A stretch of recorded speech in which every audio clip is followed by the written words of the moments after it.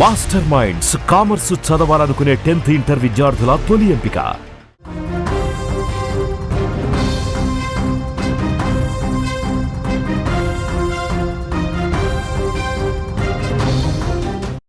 హైదరాబాద్ నగరంలో రవాణా కష్టాలు ముదిరాయి. రోడ్లపై బస్సులు కనిపించడం లేదు. మెట్రో స్టేషన్లు జనంతో కిక్కిరిసిపోతున్నాయి. తమ డిమాండ్ల సాధన కోసం తెలంగాణ రాష్ట్ర రోడ్డు రవాణా సంస్థ కార్మికులు చేపట్టిన సమ్మె ఇప్పుడు పతాక స్థాయికి చేరింది. సామాన్య ప్రజలు గమ్య స్థానాలకు చేరుకోలేక నానా అవస్థలు పడుతుంటే అటు కార్మికులు మాత్రం తగ్గేదేలే అంటున్నారు. ప్రభుత్వం కార్మికుల మధ్య నెలకొన్న ఈ యుద్ధం ఇప్పుడు తెలంగాణలో హాట్ టాపిక్ గా మారింది. నగరంలో సాధారణంగా కనిపించే ఎర్ర బస్సుల సందడి ఇప్పుడు మాయమైపోయింది. తెల్లవారుజాము నుంచే డిపోల వద్ద కార్మికులు బైఠాయించి నిరసనలు తెలుపుతున్నారు. ప్రభుత్వం తమ సమస్యలను పరిష్కరించే వరకు వెనక్కి తగ్గేది లేదని వారు స్పష్టం చేస్తున్నారు. ఈ క్రమంలోనే ఆర్టీసీ ఎండీ నాగిరెడ్డి స్పందిస్తూ కార్మికులకు కీలక విజ్ఞప్తి చేశారు. సమ్మెను విరమించి తక్షణమే విధుల్లోకి చేరాలని ఆయన కోరారు. చర్చల ద్వారా సమస్యలను పరిష్కరించుకోవచ్చని, ప్రజలకు ఇబ్బంది కలిగించవద్దని ఆయన సూచించారు. కానీ కార్మికులు మాత్రం స్పష్టమైన హామీ వచ్చే వరకు పనుల్లోకి వెళ్లే ప్రసక్తే లేదని తేల్చి చెప్పారు. బస్సులు రోడ్డెక్కకపోవడంతో ఆ ప్రభావం మెట్రో రైళ్లపై తీవ్రంగా పడింది. ఎప్పుడు లేనంతగా మెట్రో స్టేషన్లు ప్రయాణికులతో నిండిపోయాయి. రద్దీని తట్టుకోవడానికి మెట్రో అధికారులు అదనపు ట్రిప్పులు నడుపుతున్నప్పటికీ జనాన్ని నియంత్రించడం కష్టంగా మారింది.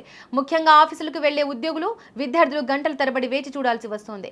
ఆటోలు, క్యాబ్ డ్రైవర్లు ఇదే అదునుగా భావించి రేట్లు పెంచేయడంతో సామాన్యుడి జేబుకు చిల్లు పడుతోంది. రాష్ట్ర వ్యాప్తంగా ఈ సమ్మె ప్రభావం కనిపిస్తున్నప్పటికీ హైదరాబాద్ లో పరిస్థితి మరింత ఆందోళనకరంగా ఉంది. వేలాది మంది ప్రయాణికులు రైల్వే స్టేషన్లు, బస్టాండ్లలో చిక్కుకుపోయారు. ప్రభుత్వం ప్రత్యామ్నాయ ఏర్పాట్లు చేస్తున్నామని చెబుతున్నా అవి ఏమాత్రం సరిపోవడం లేదు. ప్రైవేటు డ్రైవర్ల సహాయంతో కొన్ని బస్సులను నడిపే ప్రయత్నం చేసినా కార్మికులు వాటిని అడ్డుకుంటున్నారు. దీంతో పోలీసుల జోక్యం అనివార్యమైంది. పలు చోట్ల కార్మికులకు పోలీసుల మధ్య వాగ్వాదం చోటు చేసుకుంది. దీంతో ఈ సమ్మె ఎటు దారితీస్తుందో అన్న ఉత్కంఠ అందరిలోనే నెలకొంది. పంతాలకు పోకుండా ప్రభుత్వం ఒక అడుగు ముందుకు వేసి కార్మికులతో చర్చలు జరపాలని మేధావులు అభిప్రాయపడుతున్నారు. అటు కార్మికులు కూడా ప్రజల ఇబ్బందులను దృష్టిలో ఉంచుకోవాలని సూచిస్తున్నారు. సమ్మె ఇలాగే కొనసాగితే రవాణా వ్యవస్థ పూర్తిగా కుప్పకూలే ప్రమాదం కూడా ఉంది. సోలాపురం నుంచి వచ్చినాం, భువనగిరికి వస్తలే బస్సులు. మేము పొదగాల 7 గంటలకు వచ్చినాం. లేదు, తెలియదు. అడిగినాం, అడుగుతలేదా ఎప్పుడో ఇయ్యాలి వస్తే రేపు వస్తా, మాకు ఎరకలేదు అంటుండ్రు. ఎట్లా వెళ్తారంటే ఏమో మాకు ఎరకలేదు అంటారు. వాళ్ళు గట్లనే మాట్లాడతారు.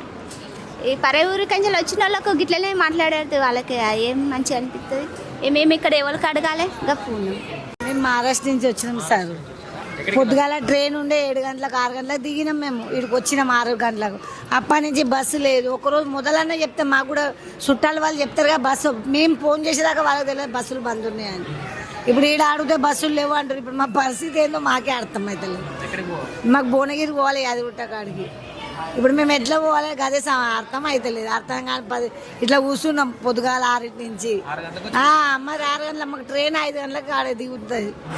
ఇక్కడ బస్సులు ఉన్నాయని మేము దబాబోతే ఇక్కడ బస్సులలో 6 పిల్లలను పట్టుకున్నాం. ఒక ముసలాయన అన్నాడు, నడవలేకపోతున్నాం. మేము ఇప్పుడు ఎట్లా మా పరిస్థితి అంటే వాళ్ళు బస్సు అడిగితే మాకు తెలియదు. ఇవాళ కూడా కావచ్చు, రేపు కూడా కావచ్చు, ఎల్లుండి కూడా. మరి మేము ఎక్కడ పోవాలి? ఇప్పుడు ఎటు కాకుండా మేము ఇక్కడ మధ్యలో చిక్కానా ఎక్కడ పోవాలి మాకు అర్థం అవుతలేదు. ప్రైవేటు ఎక్కడ అడుగు. ఇప్పుడు ఓలా బుక్ చేస్తే 1700 అంటారు. మాకు మహారాష్ట్ర నుంచి కూడా అంత కాలేదు. మీకు ఇక్కడికి వస్తుంది. ఇక్కడ 1700, 2000 అంటే మేము ఎట్లా పోవాలి?